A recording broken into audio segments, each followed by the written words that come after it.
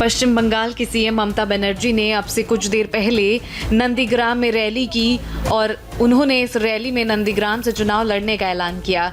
नंदीग्राम कभी ममता बनर्जी के right hand रहे और अब बीजेपी में शामिल हो चुके शुभेंदु अधिकारी का गढ़ है। शुभेंदु के बीजेपी में शामिल होने के बाद नंदीग्राम में ममता की ये पहली रैली थी।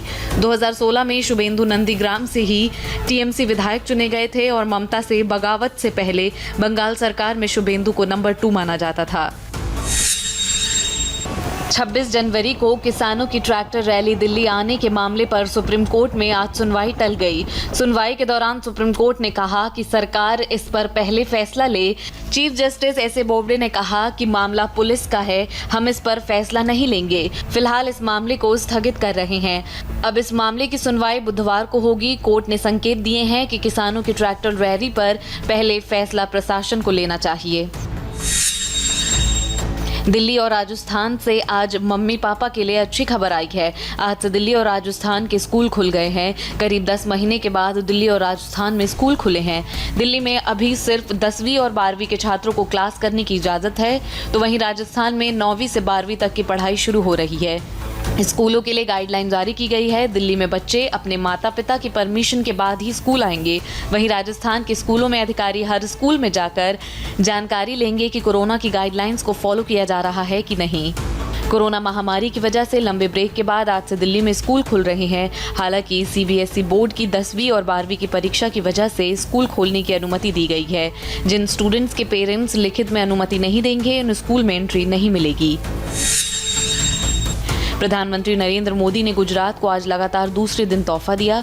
पीएम मोदी ने आज अहमदाबाद मेट्रो प्रोजेक्ट के दूसरे चरण और सूरत मेट्रो प्रोजेक्ट का वीडियो कॉन्फ्रेंसिंग के जरिए भूमि पूजन किया। इस कार्यक्रम में गृह मंत्री अमित शाह के अलावा राज्यपाल आचार्य देवव्रत, मुख्यमंत्री विजय रूपाणी और केंद्र शहरी विकास मंत्री हरदीप सिंह पुरी भी मौजूद रहे। इस मौके पर प्रधानमंत्री नरेंद्र मोदी ने कहा कि उत्तरायण की शुरुआत में आज अहमदाबाद और सूरत को बहुत ही अहम उपहार मिल रहा है।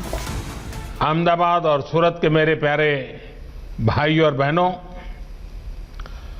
उत्तरायण की शुरुआत में आज अहमदाबाद और सूरत को बहुत ही अहम उपहार मिल रहा है।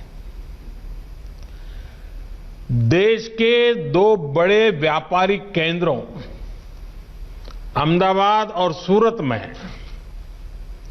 मेट्रो इन शहरों में कनेक्टिविटी को और मजबूत करने का काम करेगी।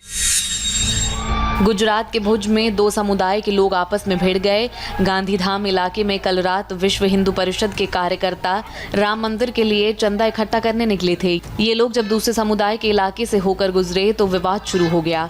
पहले बहस हुई और फिर मामला इस कदर बिगड़ा कि झड़प और आगजनी शुरू हो गई। पुलिस पर भी पथराव हुआ। पुलिस ने बताया कि गांव में राम रथ यात्रा पर कुछ शरारती तत्वों ने पत्थरबाजी की, जिसके बाद से संघर्ष शुरू हुआ जो हिंसक हो गया।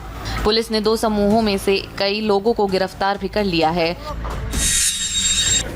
मध्य प्रदेश के रतलाम में कांग्रेस के एक विधायक की बदसलूकी का वीडियो सामने आया है। इस वीडियो में विधायक हर्ष विजय गहलोत एक महिला अधिकारी पर भड़कते दिख रहे हैं। विधायक ने एसडीएम को यहां तक कह दिया कि अगर कोई पुरुष होता तो कॉलर पकड़ लेता। ये तस्वीर उस कांग्रेस की है जिसकी पार्टी की अध्यक्ष एक महिला है। उस पार्टी के लोग किस तरह से महिला के साथ बर्ताव कर रहे हैं। दरअसल कृषि कानून के विरोध में विधायक हर्ष विजय ने ट्रैक्टर रैली निकाली थी। इस दौरान एसडीएम को ज्ञापन सौंपना चाहते थे, लेकिन एसडीएम खुद ज्ञापन नहीं लेने आई, जिस पर विधायक भड़क गए और एसडीएम को बुलाने की मांग करने लगे। जैसे ही एसडीएम आई, विधायक आपा खो बैठे। महिला एसडीएम ने समझाने की कोशिश की, लेकिन विधायक कुछ सुनने को तैयार नहीं थे। इसके बाद एक महिला तहसीलदार विधायक से बात करने लगी, जिस पर विधायक भड़क गए और कहा कि आप महिला हैं, पुरुष अधिकारी होता तो कॉलर पकड़ लेता।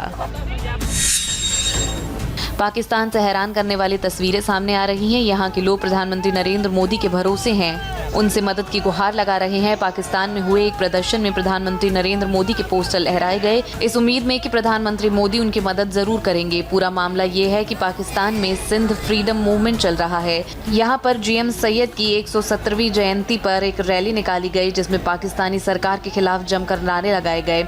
आंदोलनकारियों ने सिंधु को पाकिस्तान से आजाद कराने की मांग की। हजारों की संख्या में लोगों ने एंटी पाकिस्तान मार्च निकाला। इसी मार्च में आंदोलनकारियों ने पीएम मोदी से मदद की गुहार लगाई, सिंधु देश की स्वतंत्रता के लिए मदद की गुहार लगाई और दुनिया के दूसरे देशों से भी समर्थन मांगा।